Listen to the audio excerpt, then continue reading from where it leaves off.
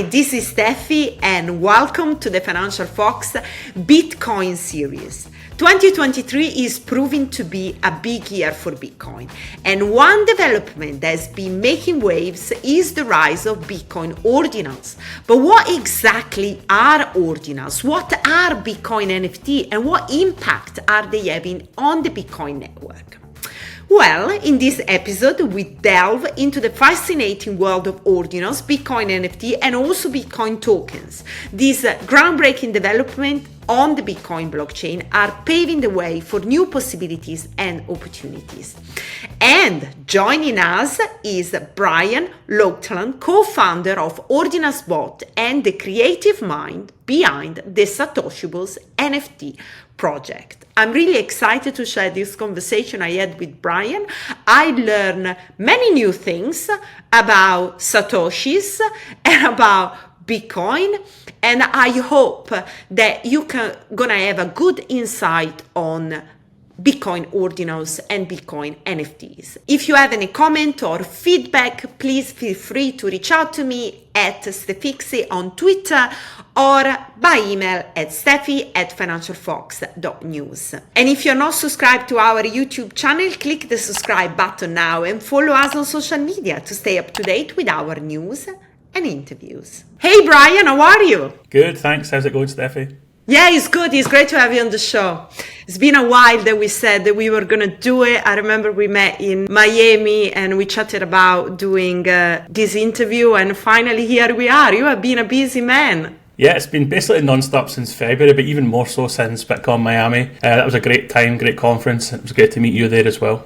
Yeah, well, we have seen inscription, transaction and activity going through the roof in the last few months. So if we go back to the basics, can you explain to us what are ordinals, what are Bitcoin inscription, and also all this activity that has got around, let's do NFT on Bitcoin, let's do Web3 on Bitcoin. So where it all started, really? Yeah, it's a great question. I mean, that's the thing that's really captured people's attention when you say NFTs on Bitcoin. Obviously, we had a huge, big bull run in 2021 on Ethereum, and the NFTs exploded on Ethereum. But Bitcoin was kind of on the sidelines. No one from the Bitcoin ecosystem even jumped over to Ethereum to interact with us. So now when people start to say NFTs on Bitcoin, it does grab a lot of people's attention. But to rewind it back to where all this kind of started, it's actually started a couple of years ago. So I got into the space quite early on. So I looked at it about the end of January and then started getting into it by the beginning of February. And then since then, you know, we've had over 16 million of these things being inscribed onto Bitcoin. So okay, it's been super huge growth. Okay, I'm going to stop you here because Right. I want you to tell a little bit about your journey in Bitcoin, in crypto. But you know, we can say actually Bitcoin because you are the creator of the Satoshibles, which, Satoshi, the big Satoshi. And then from there, you can also lead into the project that you have been busy with, which is OrdinalsBots. And then we can go back talking about Ordinals. Yeah, definitely. So, yeah, my journey started around about 2017. I got into crypto. I was just looking at the technology, really liked the look of Bitcoin and read the white paper, really kind of understood and felt that something huge and impactful could happen with this, and really fell in love also with the concept of, like, nobody knows who Satoshi is. You know, he's the guy that released the white paper. But nobody knows his true identity, and I really loved that. This guy just appeared out of nowhere, dropped this thing in the universe, and then just disappeared. It's like the most amazing story ever. So I was always captivated by that story. And then in 2017, I started investing a little bit in cryptocurrencies, not just Bitcoin, but I bought some other tokens around the place, and I'm a terrible investor, so I didn't, I just held on for dear life through all the bear markets. I just held on, but dabbling in different things, just seeing what each cryptocurrency basically offered, right? And then kind of fell in love with Ethereum because of the smart contract capability, the fact that you could build stuff there, And then during 2019, 2020, kind of fell down the DeFi rabbit hole, got involved in many a rug pull, lost some tokens, but had fun during the way. Like I love the adage of like, don't invest more than you're willing to lose, and I really had that from the beginning, fortunately for me. And I definitely lost some, but it wasn't the end of the world, so just kept dabbling around. And then during the end of 2020, basically started the DeFi summer thing started to cool down, and everyone started to talk a little bit about NFTs. So I looked into it. I kind of knew what NFTs were from the the CryptoPunks and obviously the CryptoKitties and things like that. And I knew like the concept of them, and then just seeing that projects started to get released at the end of 2020. And I thought I'm going to try one as well. And I had this idea of making one around about the lore of Satoshi Nakamoto, basically, and then like making a really varied collection, and then kind of have the slogan saying that we are all Satoshi, and it's like a community collection kind of thing. I'm not an artist, so I had to find an artist, and I was lucky enough to find our artist who's still with the project, Ayub. He's a young artist from Morocco. He's a fantastic comic book artist. So we started, I think it was just about the end of December 2020. And then by June 2021 is when we launched the project. So it took all those months to really get the artwork the way we wanted to. I was also learning smart contract development myself to launch the actual NFT. Yeah, and then we launched it in June 2021. That's when NFTs absolutely exploded. We minted all 5,000 that weekend. Craziest weekend of my life. Like literally, like all these people just had a community overnight basically, and they were all really excited about the project. I was excited. We made a bunch of Ethereum. It was just really amazing weekend. And then since then, I've been basically building that community and working on that project full time. I quit my job basically the same weekend and just went all in on it. And then, basically, and then in 2021, it kind of really was difficult to build an NFT project there. There was thousands getting released, and then also the bear market hit, and everything really calmed down by the end of 2021, and it was a struggle to keep things afloat, So had to look around for other forms of employment just to keep myself like under a roof, while I was doing this NFT thing by the end of 2021, and then by the start of 2022, basically just decided to cash out enough to pay myself to really go at this NFT thing, and then we created an NFT bridge basically because I wanted to bridge over to Stacks blockchain, which we can talk about later, so my whole community was on board with this, so we developed this bridge to go to Stacks. And we bridged from Ethereum to Stacks, which is basically a Bitcoin blockchain. So it's basically a layer 2 on top of Bitcoin that enables smart contract functionality there. So obviously having a Satoshibles style, Satoshi style NFT collection, I wanted to get that presence on Bitcoin. So we went kind of all in on Stacks then, and that was all my 2022 journey basically, was try to build out this community there on Stacks.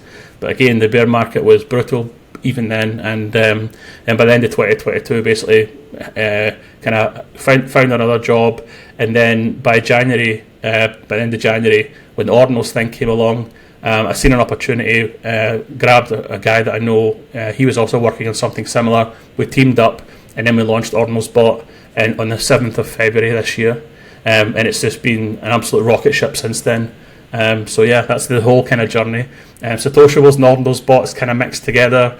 A lot of my time's on OrdinalsBot right now, just trying to build it into a business. But it's been really fun.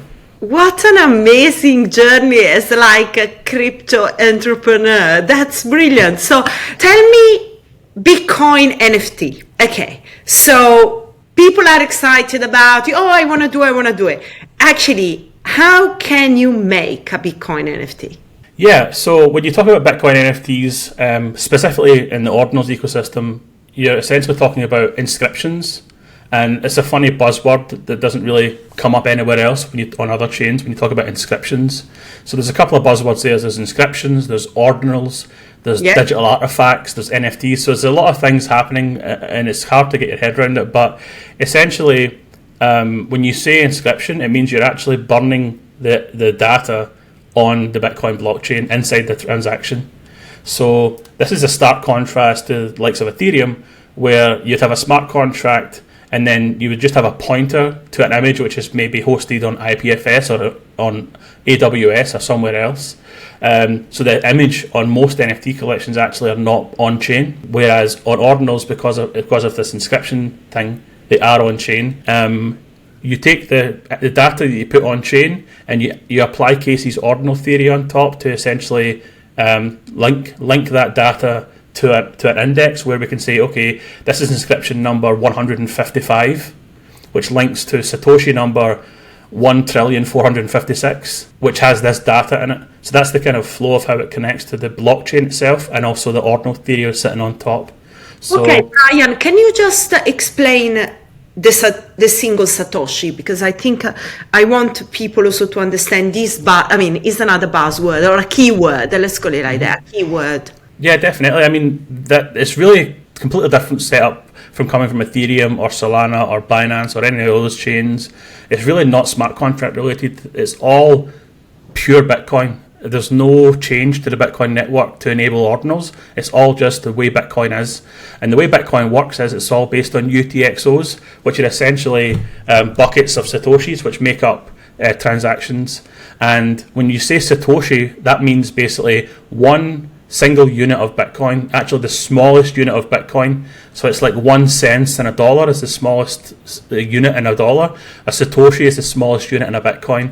And for every 1 Bitcoin, there's actually 100 million Satoshis inside that Bitcoin. So there's a huge number of Satoshis out there. And when people are saying, I'm inscribing onto a single sat, that's because the way the Ordinals theory works is you are targeting one single Satoshi.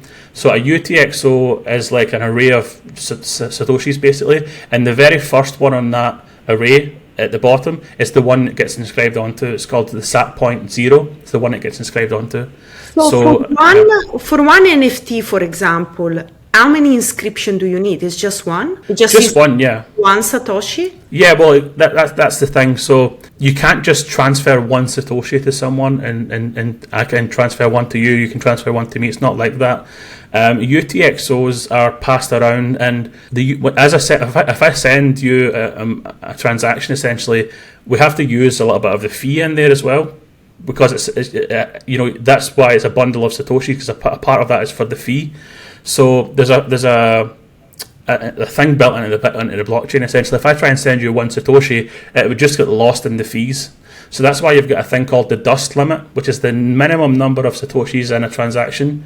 I think it's 546 Satoshis in a transaction. That's the minimum I can send to you.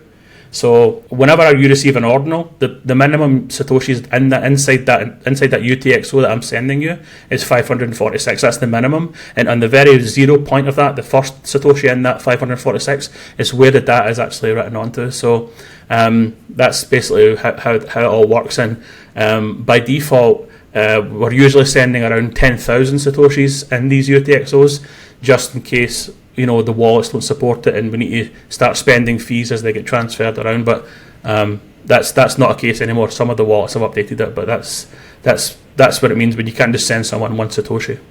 Okay, so over the last couple of months, you said you have seen so many inscriptions, so many people creating Bitcoin NFT. Is that what you are referring to? Well, yes. I mean, when I say 16 million inscriptions, that does not mean necessarily 16 million individual sats. It means that we have inscribed, not us personally, the whole ecosystem has inscribed 16 million inscriptions onto 16 million UTXOs, which have varying amounts of Satoshis inside them.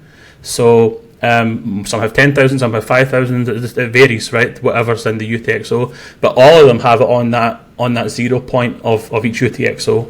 Okay. Yeah. So you were there on the big NFT bubble of 2020 on Ethereum. Do you see that the last couple of months, or do you think the last couple of months have been kind of like the similar, situation but on Bitcoin? Yes, I see a lot of similarities there. I remember, quite early into 2021, there was no tooling for NFTs, right? There was hardly any marketplaces. They were very rudimentary. There was no indexers, there was no aggregators. There was, MetaMask was not great with NFTs. We're seeing exactly the same thing on Bitcoin. Suddenly you've got this huge demand for people. It's even worse now because people have the expectations of Ethereum, right? They know what they need. So they come to Bitcoin and are like, where is it? And you're like, we've not had it before. We need to build these things. But the amount of development that's happened in the last 6 months has been really crazy, like speed-wise. It took Ethereum a good year and a half or 2 years to get to a good point. It's only took 6 months for the ecosystem essentially to come to a nice, a late level of maturity. There's a ton of way to go, but in 6 months we've got marketplaces, we've got wallets, we've got inscription tools like myself, which is a completely new service, and we've got indexers, all without changing Bitcoin in any way. So we're building on top of Bitcoin, and we're building all these new things. And one of the really exciting things for me, being a front-end UX person, is that amazing demand that's coming in from retail users saying, I don't want to follow a 25-step GitHub tutorial to understand how these things work. I want to install something, click a button, and get my NFT or my ordinal. So this demand of thousands of people coming into the space is driving developers to give that to people.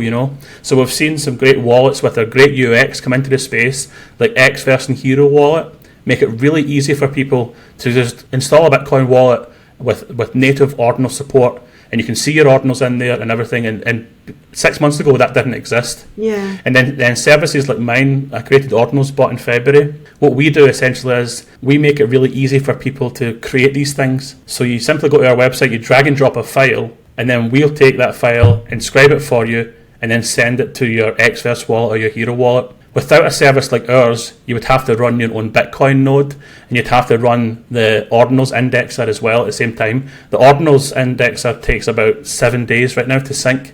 So there's a huge technical hurdle for normal people to jump on and just make these things. And that's where me and my co-founder have seen a very clear use case way back in February. And we were one of the first ones to automate that process and launch it in February 7th. Well, I remember when we were at the Bitcoin Miami conference, your booth was always busy. It was like, where? The party is just here.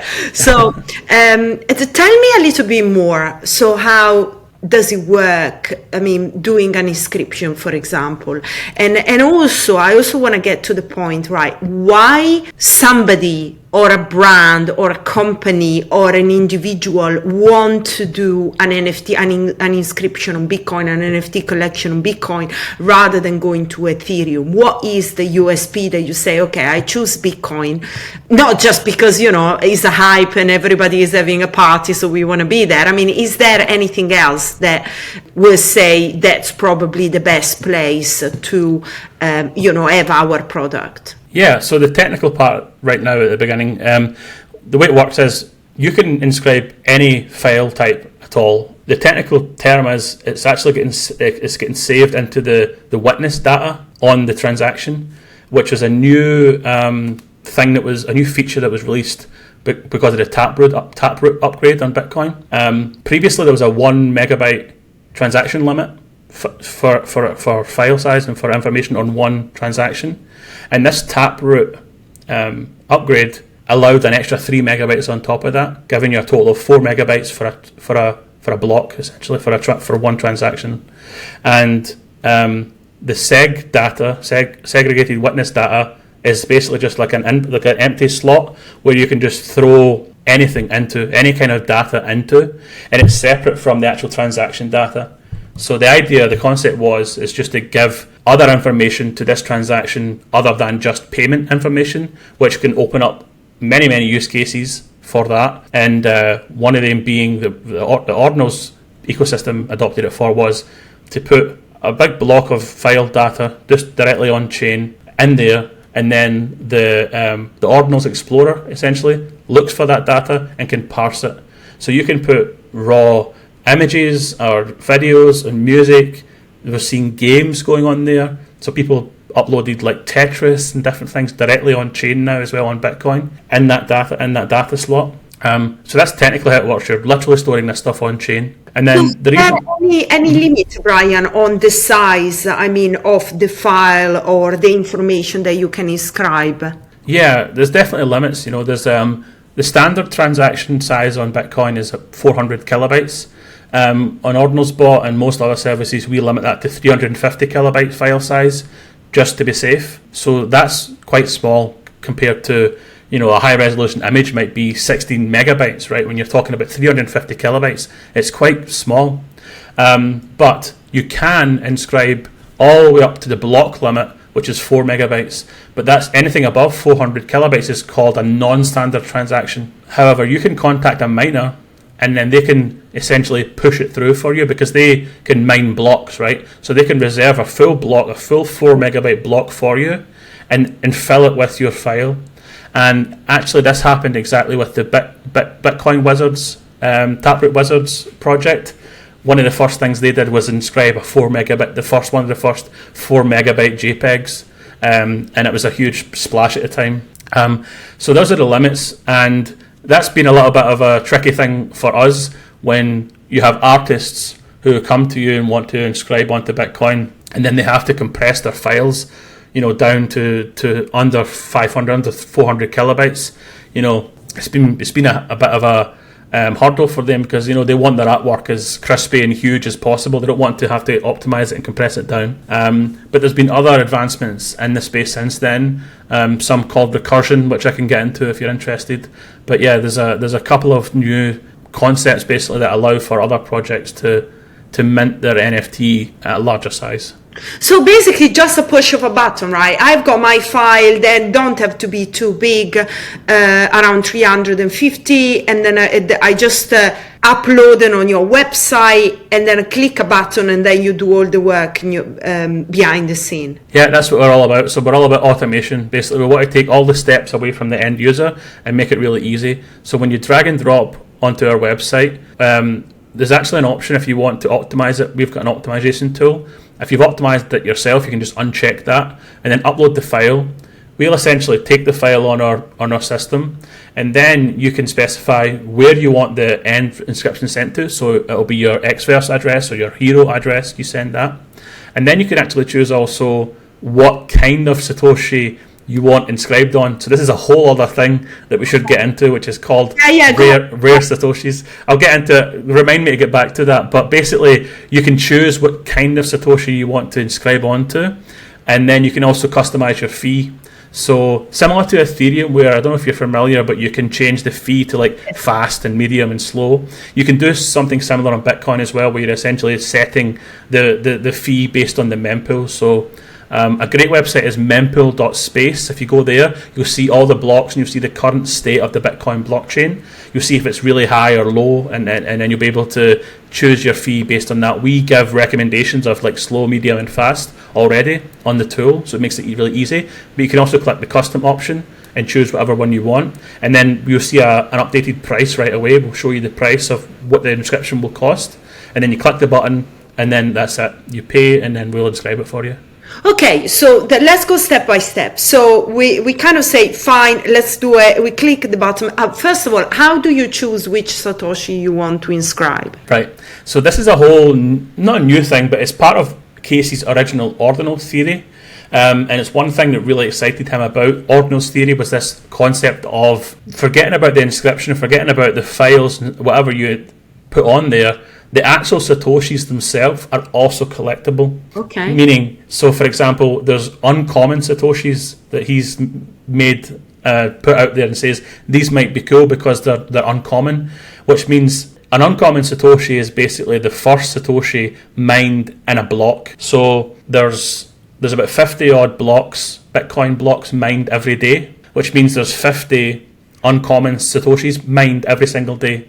And then when you extrapolate that until the end of time, when all 21 million Bitcoin are essentially mined, there'll be around, I think it's 7.5 million blocks of that time, meaning there'll be about 7.5 million of these uncommon things. Now, 7.5 million sounds like a lot, doesn't sound very uncommon, but when you consider that there's 100 million Satoshis on a Bitcoin, right, and there's like 50 Bitcoin mined every single day, for the last 100 years, there's trillions and trillions of Satoshis going to be mined, and only 7 million of them during that whole time will be these uncommon ones.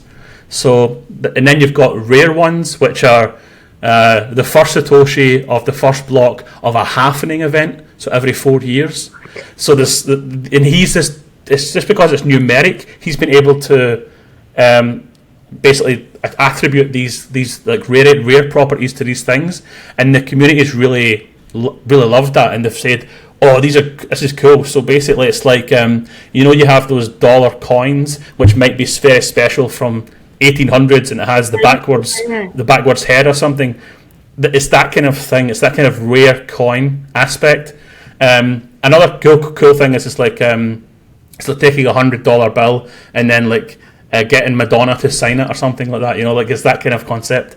And then that's just the kind of the built-in thing to the Ordinals theory is like what Casey outlined. And then since then, other people have came out and said, you know what, those are cool, but these are also cool, and they're not related to block times or anything, but they're related to a transaction. So I don't know if you're familiar. Years ago, a guy paid 10,000 Bitcoin for a pizza. Yeah. Right, exactly.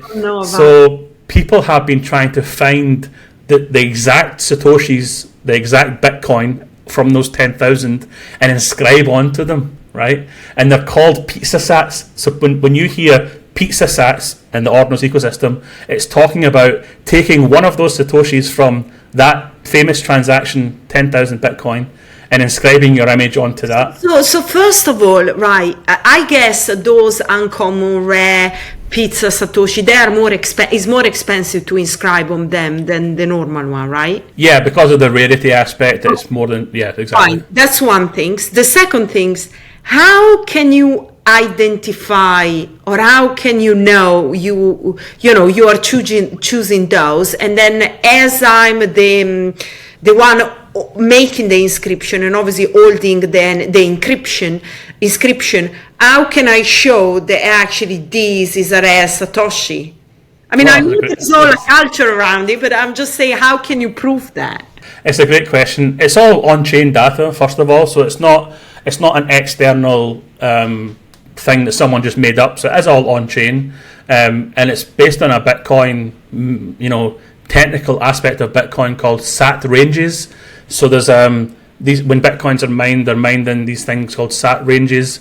I'm really winging it here because I'm a front end guy, so I'm really struggling to like give you this real technical. But essentially, it's SAT ranges, right? And that's how you can identify it. The Ord client itself, the client that Casey released as part of the Ordinals theory, has some built-in functionality where you can search for wallets already for the uncommon ones, but he didn't know about or he didn't include the pizza ones and the other special ones in his Explorer. And the way that the community has essentially all agreed on this is basically because you look at the transaction that happened, that it's in the blockchain, right? It's at one point that transaction happened, and when you look into that transaction, you can basically extract all of the SAT ranges of that transaction, and then any Satoshi that's in that range is basically one of the pizza sats.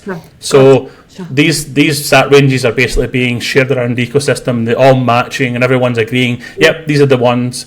And there's other ones, like, for example, Satoshis that were mined by Hal Finney, who is also one of the early Bitcoin devs back in the day, Hal Finney.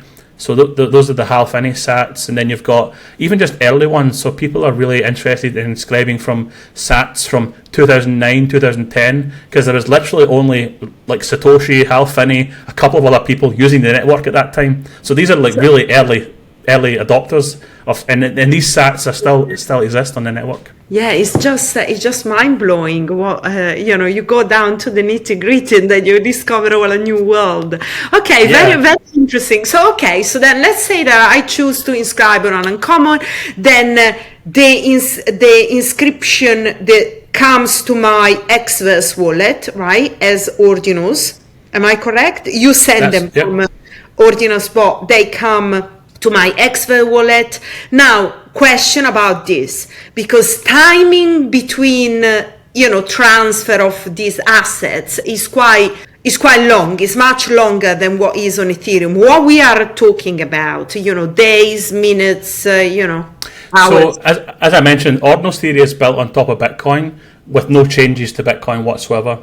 Yeah. So it's just a Bitcoin question then, and Bitcoin block times are essentially on average 10 minutes. So you're waiting 10 minutes for a Bitcoin block to confirm, and there's been cases where the network's really busy and it might take longer than 10 minutes when everyone's trying to push through the same fee rate. The blocks can basically blow up, and then it's hard for that to confirm. A miner has to basically agree to mine that block.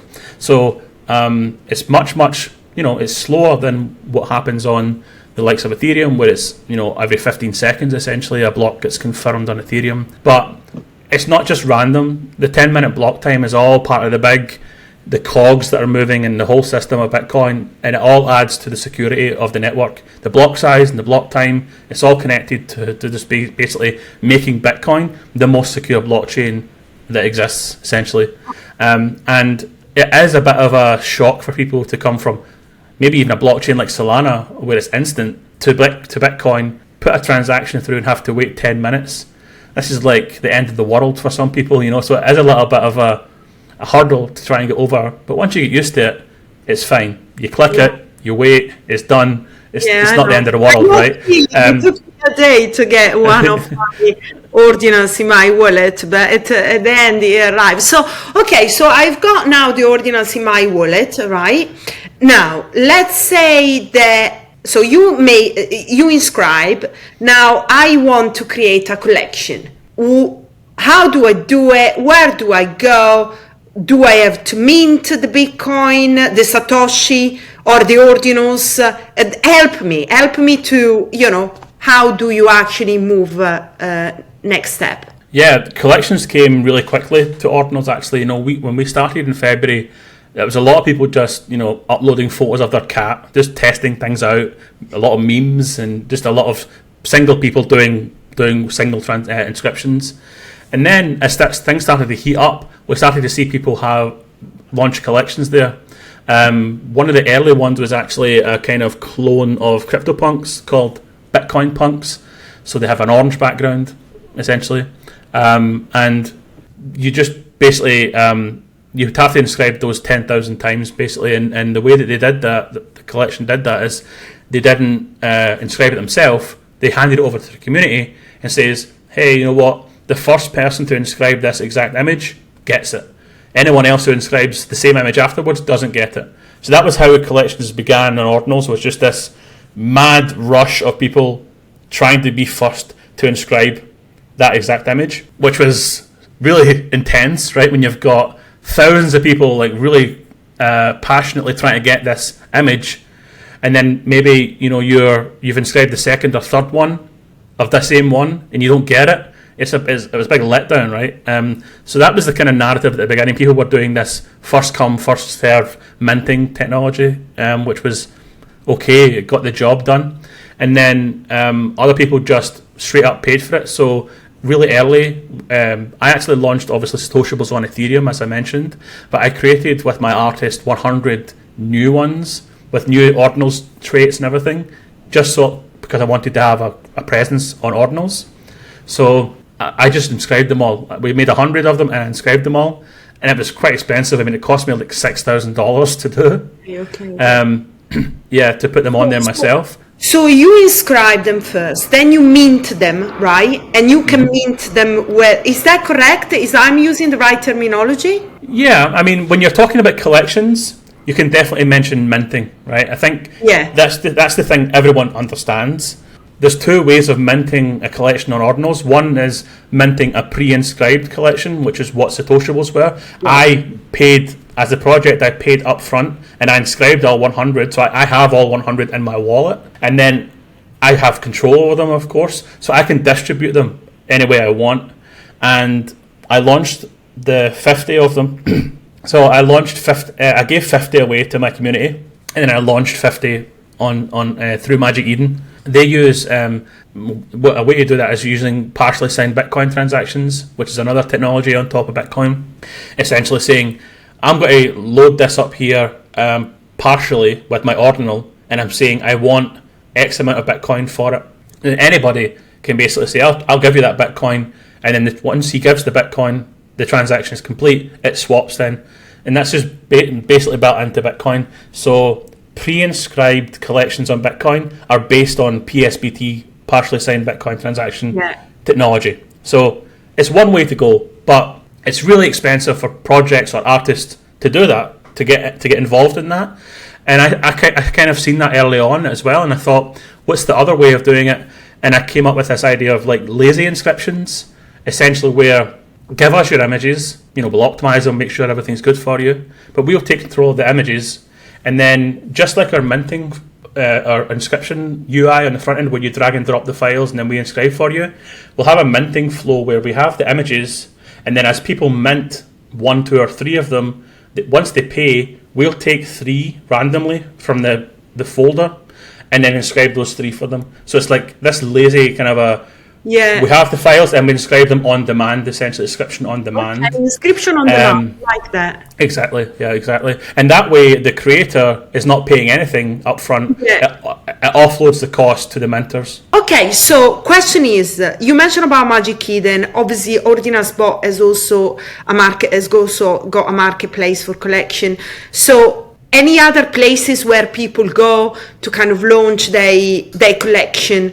Yeah, kind of like NFT marketplace or inscription marketplace, the way that we want to call it, where people, can trade, can see what's up there. Yeah, so OrdinalsBot's not got a marketplace yet. We since the beginning we've been looking at it and trying to figure out what our strategy might be, and we've got some plans to do something, not necessarily directly a marketplace, but more the tooling around a bit of marketplace. So we're currently developing that. But Magic Eden are, a huge project. They came from Solana and they have Ethereum now as well, but they captured a massive market on the Solana blockchain for collections launching there and also selling the collection through their marketplace. And it was really exciting for everybody in the Ordinal space to see Magic Eden jump in and just go all in basically on Ordinals, and launch their own essentially marketplace on their website for just Ordinals only. And I think it was 2 months ago now, or 3 months ago, I got a DM from someone from Magic Eden. I thought it's definitely a scam, right? It's not correct. Yeah. And I'm like, and as we went into it, actually was Magic Eden, and they basically looked at our tool, and we have our API available since day one, and they wanted to basically us to inscribe for them for their collections that they're launching on their new launchpad. I mentioned the pre-inscribed collections. They didn't really want to go down the lazy minting road. They wanted us to do pre-inscribed collections and do them out and launch them. So many of the collections that have launched on Magic Eden, we did through OrdinalsBot. We've, one-to-one with the collector, optimized the images, went through the whole process, inscribed them all for them, and gave Magic Eden essentially the JSON file to list them on their marketplace. Other great marketplaces that are in the ecosystem is Gamma.io, and they also have an inscription service as well. And then there's other ones cropping up, but I think that what we're at OrdinalsBots really interested in is actually the partially signed Bitcoin transaction technology in general. The fact that it's just a trustless way of just swapping an Ordinal for a bit of Bitcoin. So we're building a lot of tooling around about that, basically. And we're going to launch something, but we're also going to launch a tooling around it to make it more open to everybody to get involved and essentially just launch their own marketplace, right? To make it really easy for people just to launch their own stuff. Yeah. So that's the kind of road we're going down there. Question: as a creator, that's obviously a very important question. Do royalty exist on Bitcoin? Not at the moment, no. It's been really difficult to try and fit the mold of Ethereum into Bitcoin because there's no smart contracts. Royalties are really easy to do on Ethereum, for example, because it's a smart contract. You can do anything you want. Money comes in, you can set addresses there, you can build standards around it, and you can do anything you want with a smart contract. With partially signed Bitcoin transactions, however, it could be possible because, as I mentioned, you have an input and you have an output. The output being here's my Ordinal, and the input being here's the Bitcoin I need in here to be able to release this Ordinal to you. And you can have multiple inputs and multiple outputs on these transactions. Right. So some of those one of those inputs might be just the inscription fee, another one might be a royalty fee, and another one might be a service fee and a minting fee.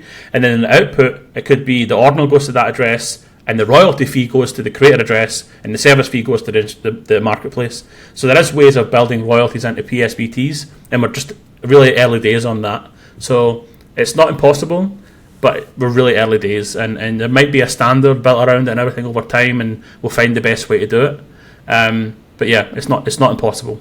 So basically here we're talking about mainly PFP, right? That's kind of like the main use case of Ordinals so far. Do you see any other use case that you think could be valuable for Ordinals? Yeah, absolutely.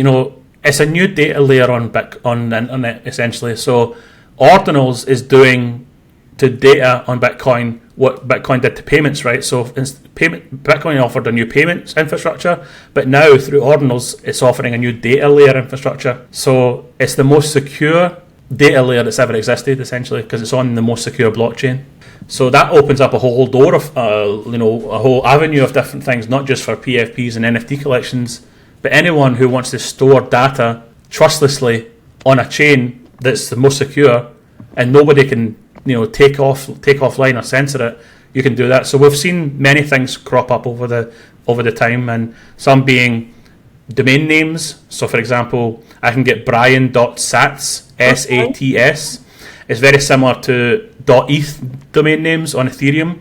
The names, the ENS namespacing system has kind of happened the same way on Ordinals, where people are inscribing .sats names. There's been over 300,000 of those names registered. So that's been a thing that's not PFP related. People are looking at, building out identity on Bitcoin, which is really interesting. And it's also cyclical because that happened way back in the day as well. There was domain names on Bitcoin way back in the early days. And then we also seen people just inscribing like news articles as text directly on Bitcoin. So you can imagine in some countries where news might be censored, you can inscribe your news on Bitcoin and it's completely uncensorable. So that kind of stuff really opens up a lot of cool avenues.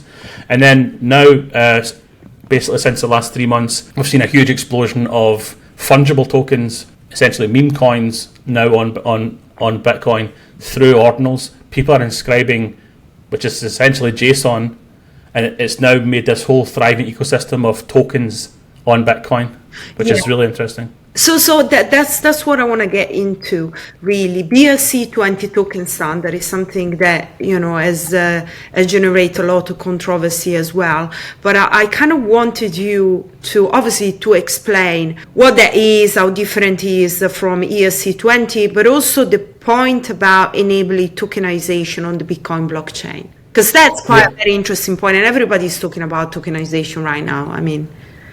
That's true. Controversial is correct. It's definitely been controversial. It has opened up a lot more thought process and tooling and conversations around about Ordinals and the space in general. And the way it works is essentially as still an Ordinal, it's still an inscription. There's nothing different there. You're still inscribing data onto Bitcoin. But what you're inscribing actually is just a piece of JSON which states the name of the token, the amount of the token, and how many people can mint per transaction on that token, and that's that you deploy that to the blockchain, and it's based on this first is first principle that I mentioned back when the Bitcoin punks minted. So the first person to mint Steffi is the owner of that, and basically that's how it works. It's all based on this first is first principle. It was created by a guy called Domo, who just thought of this idea and put it out into the world. The first line in the documentation is like, don't do this, it's just experimental, these are worthless, don't do it. Like, that was the first line in his documentation. That's why everybody piled in, right? Exactly. Everyone ignored it and just went ape, right? They went absolutely ape, and he launched the first one called Ordi token, and deployed it with that first inscription, that first deployment inscription. And it's quite a cool concept. When you deploy that, essentially you're opening the gates, then anybody can then deploy a mint inscription to mint that based on the rules that he specified and has deploy inscription. So if you basically launch a token which has a 21 million supply, and per mint inscription you can mint 1 million, then after 21 inscriptions it's minted out then, basically, because you've minted 21 million times, 1 million 21 times. Ordi, for example, I think it's 21 million total, and then you can do 1,000 per. So there was a lot of inscriptions that had to happen to make that, minted out essentially. And then people just kept inscribing until it was minted out. And then everyone then started deploying their own tokens, and then it kind of snowballed from there. So you can imagine, because you have to make an inscription to deploy it, and then you have to make multiple inscriptions to mint it, there was a lot of inscriptions. And that's where we went from 1 million inscriptions to 10 million inscriptions in a matter of a couple of weeks, basically, because of the BRC20 explosion. And is all this inscription, I mean, we said great for experimentation on Bitcoin to kind of like pushing the boundary on what Bitcoin can do. But we mentioned also about the aspect of controversy that many people think, Bitcoin was built to be sound money. It was not built to be a funky, things and in Web3, right? Or, whatever. What will be your answer to these people? Yeah, I get it. I really understand their point of view. Bitcoin started 14 years ago now, basically. And since that time, there's been a lot of passionate people come into the space who really believe in it, to their core. They really believe it's got to change the world, and they believe in its core principles.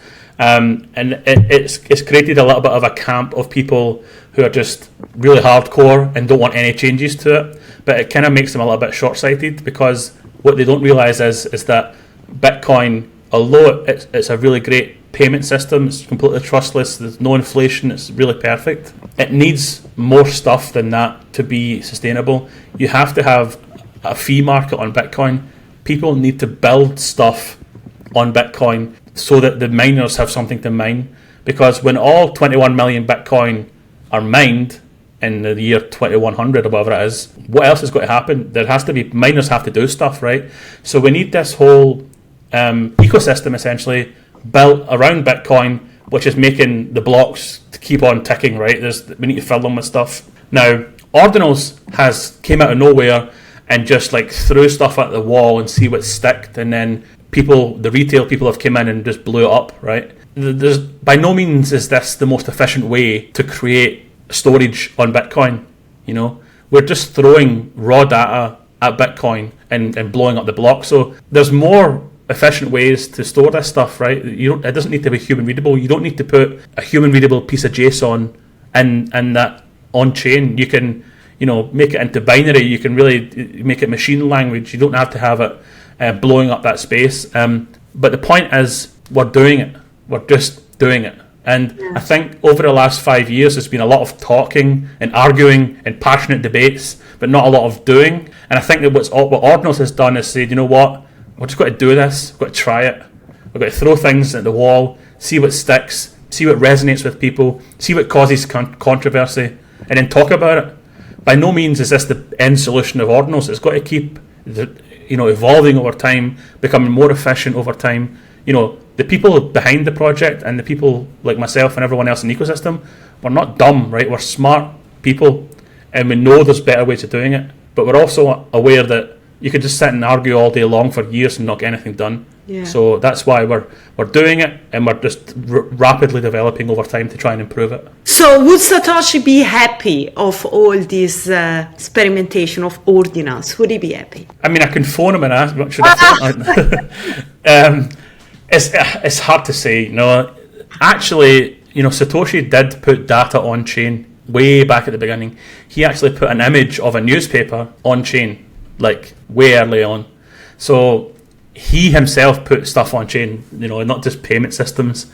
It's kind of like you read the white paper and you can obviously see it's really heavily orientated towards a payment system. But I think he might have understood, or he might have also been an advocate of, as an ecosystem and from security aspect, you have to build other things on top of it. And just to expand on the building on top of it again, I'm not saying we have to change Bitcoin. I think that the mechanics are right at the sweet spot in terms of security, and by changing the block size or changing anything else, essentially, you have to compromise something. If you increase if you reduce the block times, you're compromising security, for example. And that's something we never want to do with Bitcoin. So I'm a fan of really pushing it to the limit on layer 1 with these partially signed Bitcoin transactions, building all the tooling we can on L1 and really trying to push it to the limit and make it efficient. But at some point, if there's got to be a real need for a smart contract because it's just a really complicated DeFi project and you just need a smart contract, then maybe you can build an L2 on top, which uses the smart contract functionality, but then all the transactions on that L2 are essentially secured and backed up by the L1, which is Bitcoin, which is the most secure blockchain. So I'm also an advocate of building L2s, and I'm also an advocate of building maybe larger style protocols all on top of Bitcoin, which uses basically Bitcoin as a base layer. Yeah. And all of these things combined is got to keep Bitcoin in a thriving ecosystem, which miners can then keep paying over time, and then it's all just like a big machine that just works really good. Yeah, I mean, it's amazing to see the human, they always want to build stuff, they always want to expand, they always want to be, the human mind is just so interesting. When you see something great, then you always want to build on top of that. It's just amazing. Listen, Brian, that was a great conversation. For anybody that is interested in, first of all, in your Satoshable NFT project, we need to know where to go. And then anybody that is interested in inscribing a collection or, checking out OrdinalsBot, where can they go and where they can find all the tooling that you just described? Yeah, definitely. So for Satoshibles, we have a really great community already still in Discord. So if you go to twitter.com/Satoshibles, you'll see all the links there, and jump in the Discord, and me and the team and all the community is just there to welcome you. And then if you're really thinking about getting involved in Bitcoin on Ordinals and you want to build something through Ordinals, or maybe you have an idea, or you want to launch a collection you have a collection on another chain that you want to bring over to Bitcoin, we're more than happy to help. We've got great experience now inscribing whole collections for people from 100 to 10,000 piece collections. We can work with you one-to-one to really make sure your artwork is the best it can be through new technology like recursion and different things like that. And then we'll get you from basically having your artwork to having your collection live on chain, and then we can also link you up to the marketplaces and make sure you've got that secondary sales as well. So you can go to twitter.com/OrdinalsBot and you'll be able to DM us there. We are going to put all the details in the description, and then, Awesome. Anybody that is interested can just come and meet. I'm going to be there as well in Amsterdam at the Bitcoin conference. So really looking forward to that in October. Brian, thank you so much for coming on the show. That was great. That was a really good chat and I had a lot of fun. Perfect. Me too. Thanks so much. Bye-bye.